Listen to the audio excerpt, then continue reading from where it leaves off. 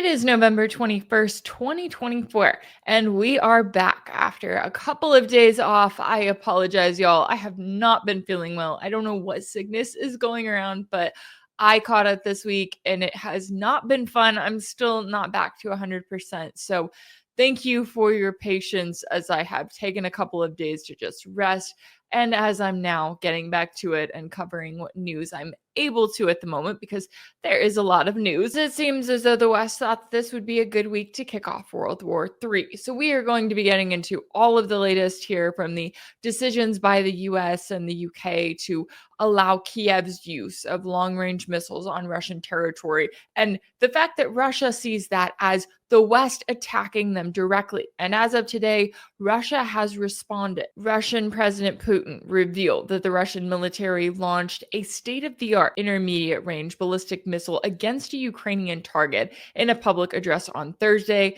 He said that it was part of a combat test and that the hypersonic missile, dubbed the Hazel in English, successfully struck a military industrial facility in the Ukrainian city of Dnepropetrovsk. He also specifically noted that this attack was part of a response to the attacks that were launched by the West earlier this week, which included the use of ATACMS and HIMARS by the US, as well as Storm Shadow missiles by the UK. So we are in an incredibly tense time right now. We got into all of the latest with a special guest earlier. And just a quick note that Putin released a statement literally right after we got done with our interview. So that part is not included, but we still got into all of the theories that were out there about what could have happened related to the attack that Russia carried out. And of course, the all too important question of where all of this goes from here. So let's take a listen to that conversation now. Joining me now to discuss is international relations and security analyst Mark Sleboda.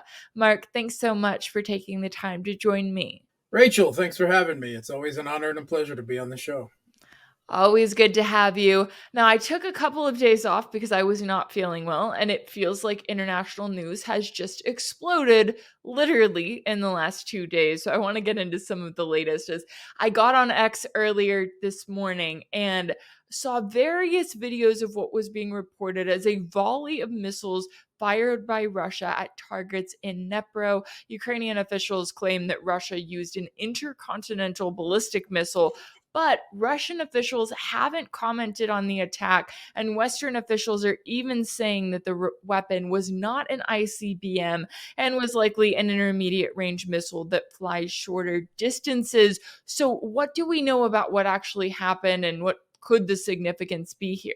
Okay, so first of all, we have to assume that this is some type of retaliation or warning for U.S. and British attacks on Russia using, well, the U.S. with the long-range ATACMS, which attacked into the Bryansk region, contrary to a previous New York Times story earlier in the week, which had claimed that they would just attack in a narrow band of the Kursk region, supposedly at the invisible North Korean special forces super soldiers that no one's seen yet. But I guess the ATACMS probably destroyed them all. They were really in Bryansk, and now we don't need to worry about them anymore.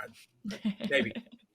And the other, it was followed up 2 days later without any official confirmation beforehand by the British government attacking with storm shadows into the Kursk region.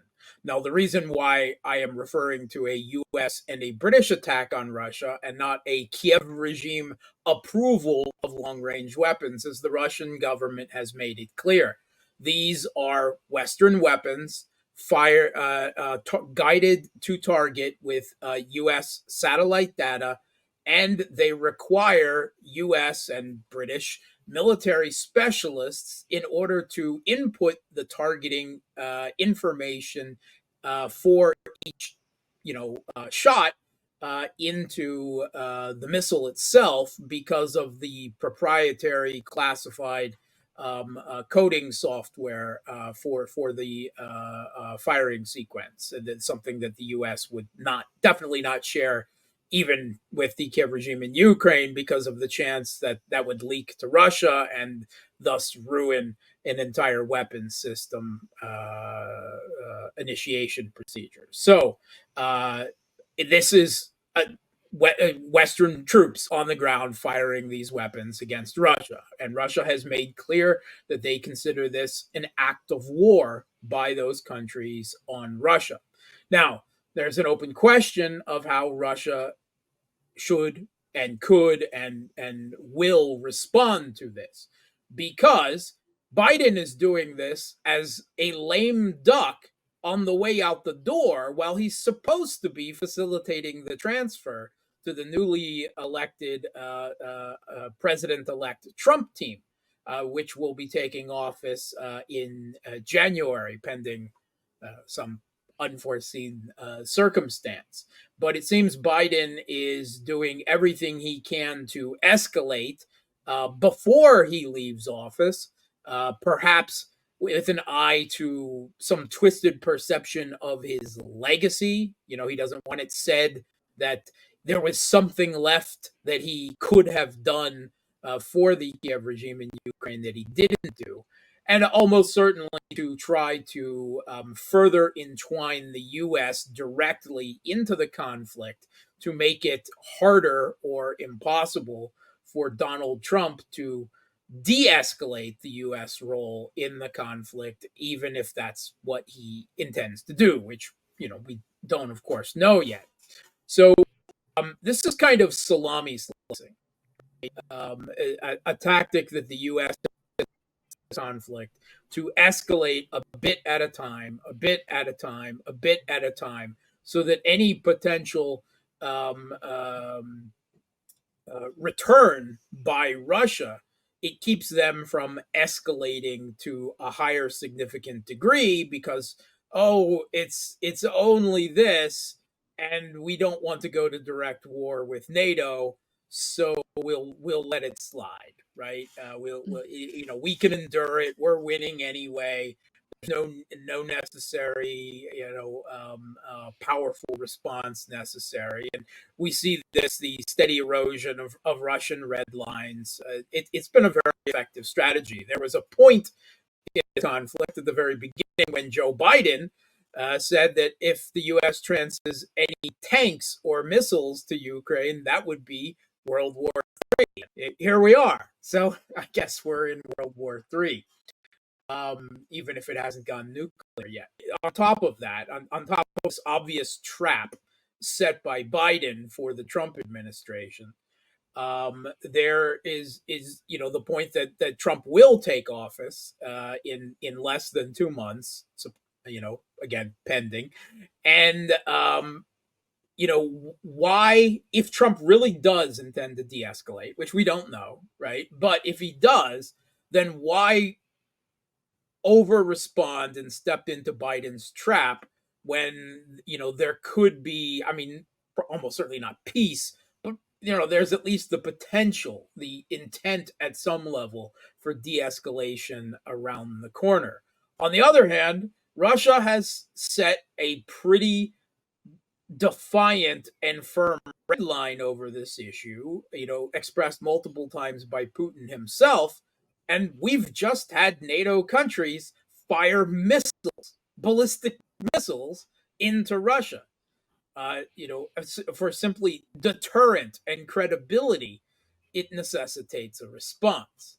Well, here is probably at least part of the response.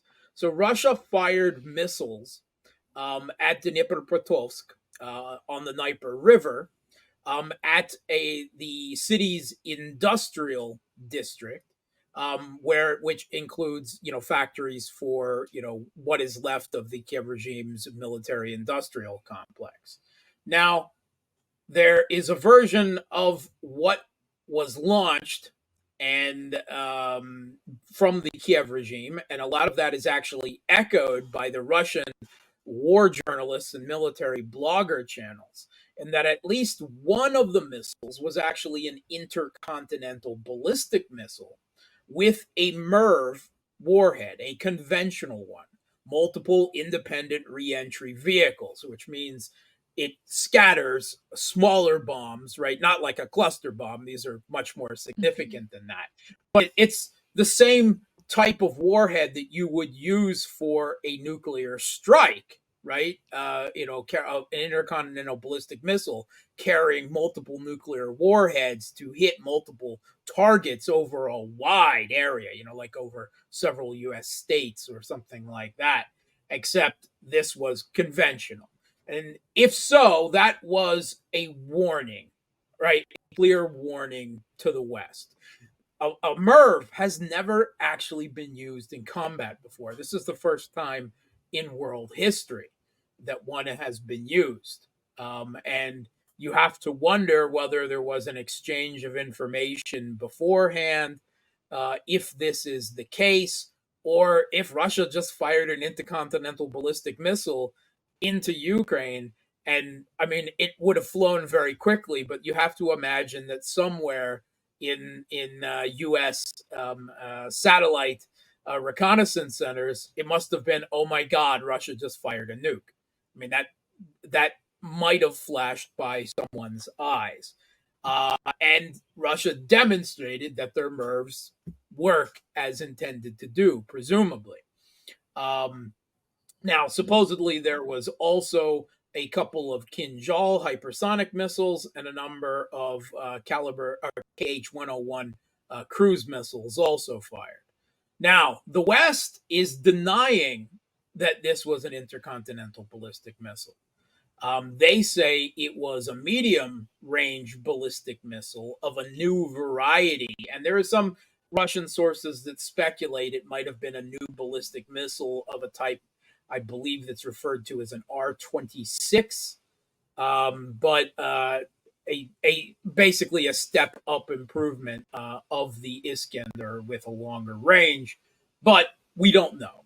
Now, Russian sources are saying that the industrial district of Dnepropetrovsk is kaput, that it was widespread destruction.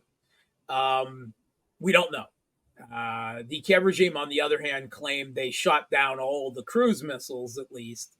Again, they make such claims about the effectiveness of their often non-existent air defense a lot of times, and certainly that's exaggerated to 100 degrees, but we don't know. So we're going to have to wait for the results. I haven't seen any satellite data yet, right?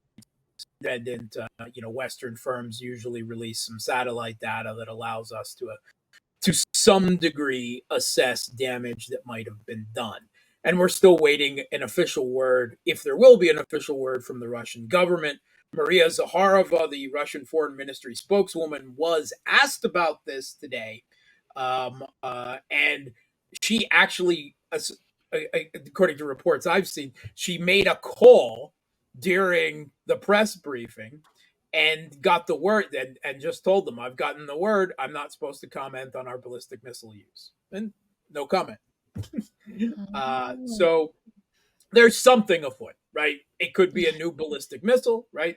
It could be a MIRV with a very pointed nuclear warning message to the West. And this comes right after Putin signed into law the ratified form of Russia's new nuclear policy doctrine just a day earlier.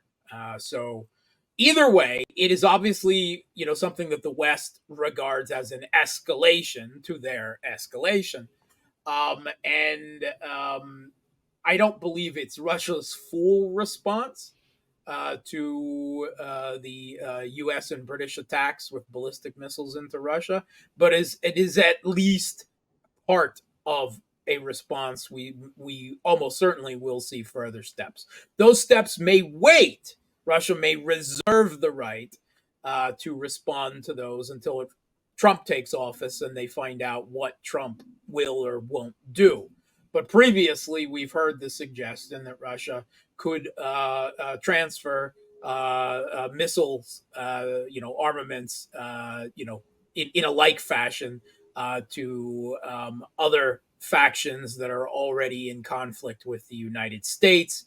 And CNN has previously reported the last time the issue of long range missile strikes into Russia came up, that Russia was about to transfer long range anti ship missiles to the Houthis, the Ansala movement in Yemen, which has been very active in a blockade of Israeli and allied Western shipping through the Red Sea, and has fired supposedly hypersonic missiles, cruise missiles, ballistic missiles, drones at Western warships, trying to play whack-a-mole against them in the Red Sea to very little effect. And we've seen on at least two occasions U.S. aircraft carriers get out of Dodge after perhaps narrowly avoiding and shooting down some incoming fire. That would be really embarrassing if a U.S. aircraft carrier were sunk by the Houthis, obviously. And if Russia does follow through with that now and give them long-range advanced anti-ship weapons, well, it could very well be U.S. Sailors and Marines who pay the prices for, Biden's Gotterdammerung escalation as he leaves office. Yeah, and that's the crazy part to me about all of this is when you look at the timing of it, you look at the fact that Russia has been very clear, exactly as you were noting. They've issued multiple warnings. They've literally updated their nuclear doctrine to be like, look, we don't see this as an attack from Kiev because it's not. We see this as an attack from whatever other Western country is directly involved, that being the US or the UK. And so when you look at what is being accomplished, right, by these recent attacks from the US with their ATACMS missiles, or from the UK with their Storm Shadow missiles, it's not actually helping anything on the battlefield, right? It's not stopping Russian advances. No. It's not helping Kiev's troops or magically creating more manpower for them. So what do you see as the point behind why these escalatory steps are being taken right now, despite all of these warnings from Russia that we could eventually be looking at a nuclear war? Yeah, so I believe the purpose of these is obviously not for battlefield effect, right? The Pentagon has come out and said that exactly. They were against this, right? They believe that this will have no significant effect on the battle at all, because Russia has moved its airfields of which it's operating out of to drop FAV bombs and the like on the Kiev regime forces, well out of range of the ATACMS missiles, right? They have that capability. These missiles will not be supplied in any significant number to the Kiev regime because the West simply doesn't have them, not that it can spare. We're hearing from the Financial Times that there was a total of 50 ATACMS transferred. The word we have is that 6 ATACMS missiles were fired at Bryansk earlier this week. So at a maximum, that leaves the Kiev regime with 44 left. And the Pentagon, Biden almost certainly had to pry these out of the Pentagon's hands. We've had U.S. admirals already coming forward and say that they are worried about the replenishment of the U.S. missile stock because they all regard that they've got war with China around the corner, a war against China in the South China Sea and the Taiwan Straits off China's own coast, and they are very, very worried about a missile gap. A conventional missile gap with China during that conflict. So they don't want to give up any more ballistic. They didn't want to give up the ones that they have. And the U.S. is not, as far as we know, is not actually even making any new ATACMS missiles. Supposedly they've been trying to restart the production process after more than a decade being shut down. There is supposed to be a replacement for the ATACMS, but that hasn't yet entered production either. It's still stuck in a development hang at this point.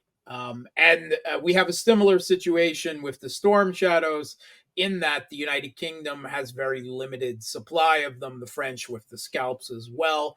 And they are, new Storm Shadows are essentially being built by hand at this point for all intents and purposes. So an extremely low production rate without any significant stock. So there is no way that any such campaign can be conducted with enough numbers to make a difference in this conflict. And the Pentagon has said that exactly.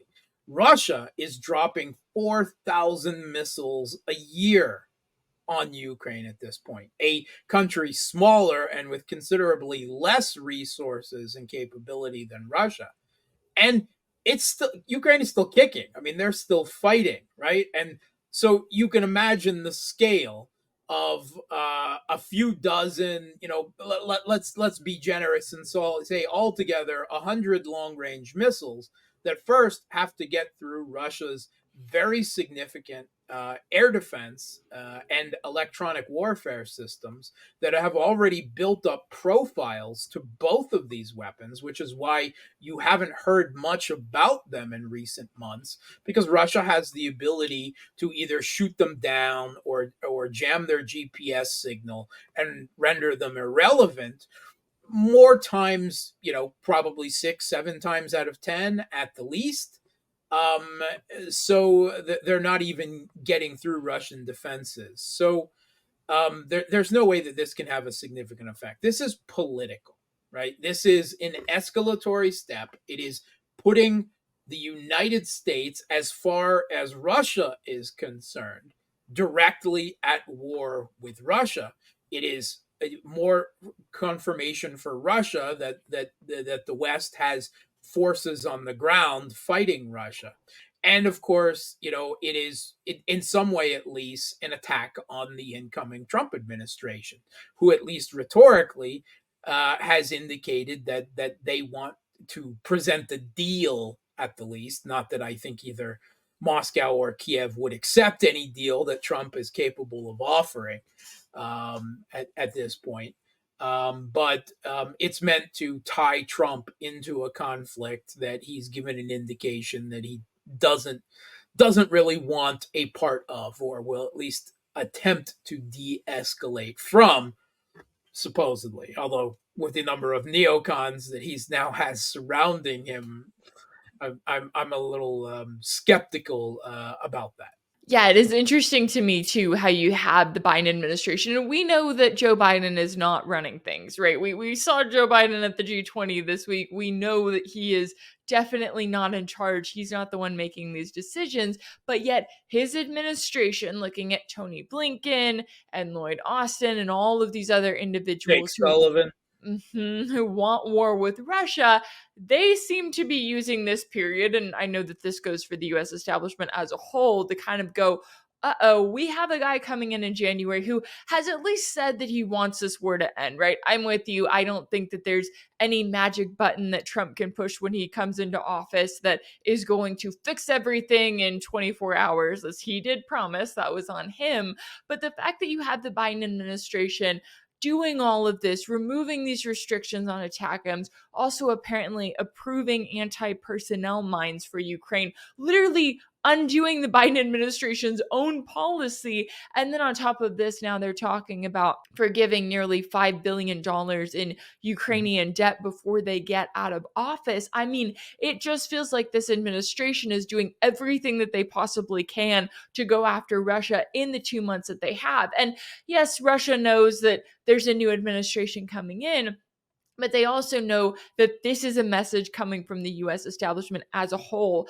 Lastly, before I let you go, what are you concerned about in the next 2 months in terms of escalation, how far this could possibly go with this very reckless administration here in the US? Yeah, and let's not forget just a week ago that the Biden administration officially approved and allowed U.S. contractors, military contractors, mercenary units to serve in Ukraine, right, to assist the Ukrainian military. Almost essentially all of which are U.S. military specialists of one form or another. Now, almost certainly we know they were there on the ground before, but this a type of official acknowledgement and approval will almost certainly see their numbers and their use increase. So we've seen contractors, we've seen attacks with ATACMS and Storm Shadows into Russia proper.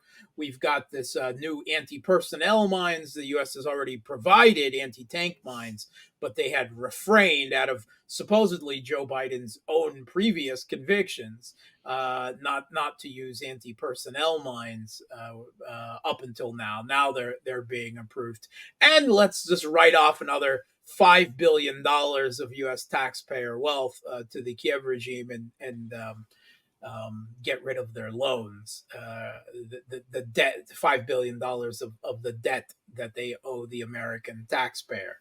So obviously these are huge escalatory steps inside of just 2 weeks, and we're almost certain to see more in the last 10 weeks before we see the final end of this awful administration, and how much damage can they do before then. You have U.S. congressmen who are standing up calling for his impeachment because he's putting the U.S. People at risk of literally starting World War III. And I don't think that's actually much of an exaggeration at this point.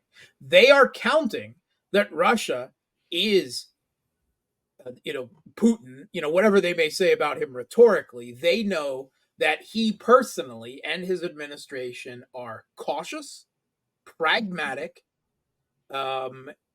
calculating, and rational. Therefore, they don't feel the need to be rational. They don't fear. I'm afraid that all Russia's changing the nuclear policy doctrine, and if this was indeed a MIRV that was fired in attempt to smack them around and say, do you realize how close we are to nuclear war? They're not afraid of nuclear war. They're not afraid of Russia using nuclear weapons because they know that Russia is rational and not going to use nuclear weapons, which I don't believe they are. I don't believe there's any situation, bar some massive NATO conventional military invasion that pushes deep into Russia, which is fan fiction, right? At this point, it's like a Tom Clancy novel. It's not going to happen. They're calling Putin's bluff, and I think it is a bluff. Of course, it's putting us all at terrible risk in doing so, but that is what they're doing. And we are almost certainly going to see more escalation. Once again, the news cycle is hitting on Zelensky. Now that he's got the long-range strikes, he's once again demanding Tomahawk cruise missiles. Well,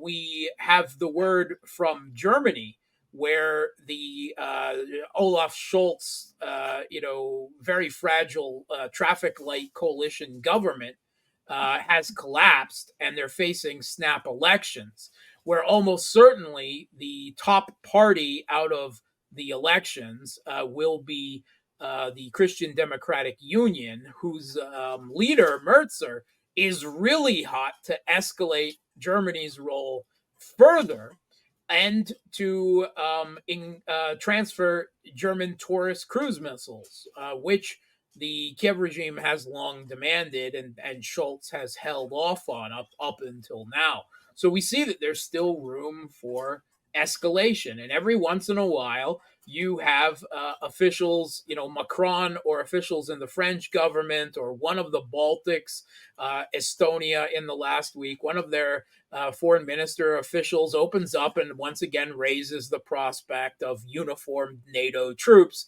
being sent to Ukraine. And again, we're still talking about repelling an incursion in Kursk and the liberation of the Donbass.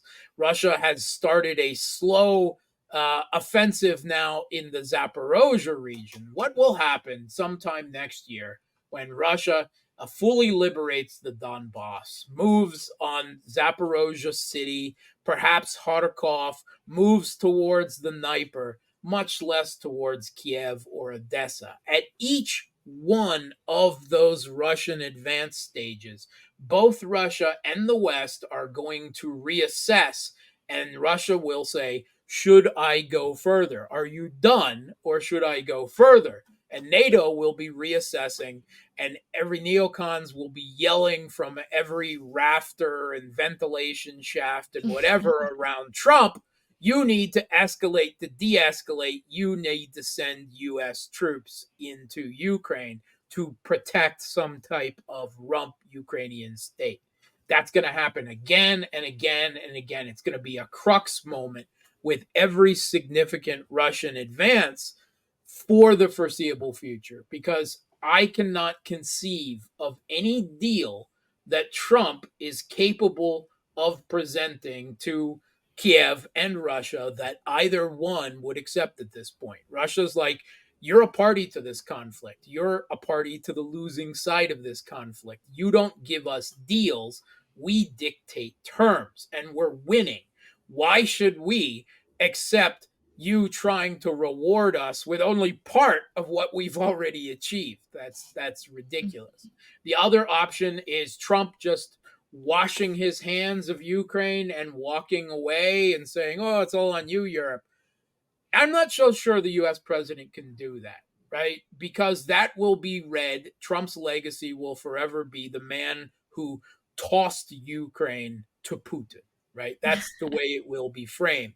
And it will be Trump is a weak president, right? And such things, will touch on Trump's ego. And at the end of the day, he is only nominally a figurehead over the US, the blob, the deep state, the permanent bureaucracy that really determines US foreign and military policy. If he stands in their way, the way at least one previous president who left the scene far too early, John F. Kennedy, did, Trump has already survived 2 assassination attempts, 3 possibly, depending on how you're counting them. If he stands in their way too much on this high geopolitical issue of Ukraine and pushes too far for a position unacceptable to U.S. hegemonists, well, then he could find himself in a threatening situation. Last time around it was impeachment threats. Now it could be something more serious. Yeah, certainly a lot at stake here. I think that is an understatement at the moment. And I really appreciate you taking the time to join me today to break down all of the latest here. International relations and security analyst Mark Sleboda, thanks so much for your time and insight. Thanks for having me. If anything in this video resonated with you, be sure to like it, share it with your friends, leave a comment, and as always, don't forget to subscribe. And if you want to keep up with all of my work, make sure that you're subscribed to my page on Substack. That's rachelblevins.substack.com. That's where you can find new weekly episodes of my exclusive series for paid subscribers called Sanction. You can also check out Sanction over on my page on Patreon. That's patreon.com/rachelblevins. As always, thank y'all so much for all of your support, and I'll see you next time.